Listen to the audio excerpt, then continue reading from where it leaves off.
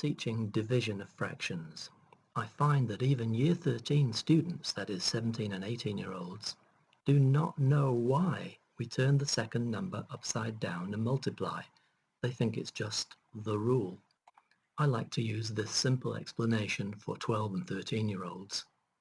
We know that 6 divided by 2 is 3, and we know that 6 times 1 over 2 is 3. So dividing by 2 is the same as multiplying by 1 over 2. Teachers can give explanations ad nauseum, but frankly I find that these just go way over the heads of young students. The following idea is probably the limit of what we can realistically expect students to follow confidently.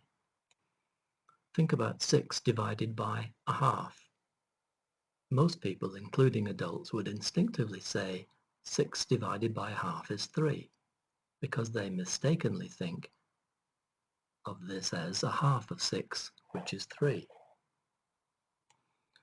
A good idea is to say 6 divided by half means how many halves are there in 6?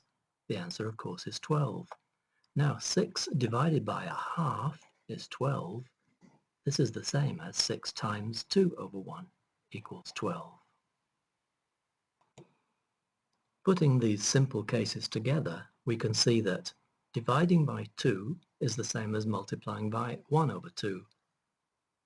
And dividing by 1 over 2 is the same as multiplying by 2 over 1.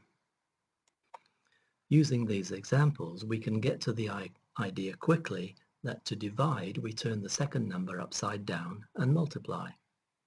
Turning a number upside down is called finding the reciprocal. So to divide by 5, we multiply by 1 over 5.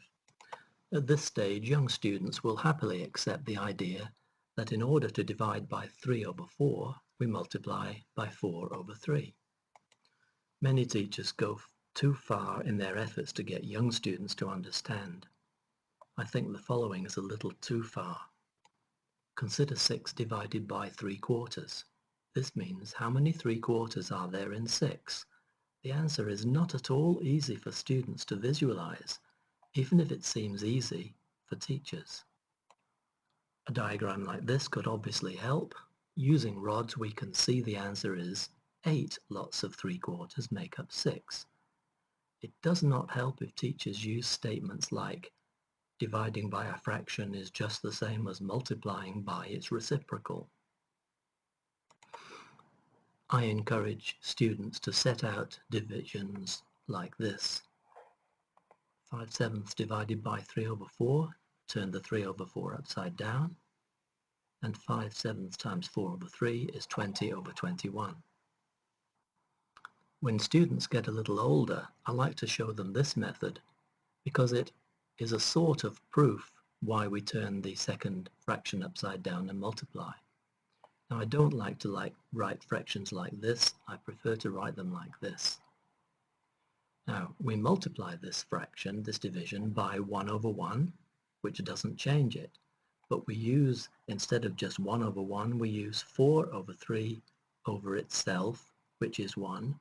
And so we haven't actually changed the fraction.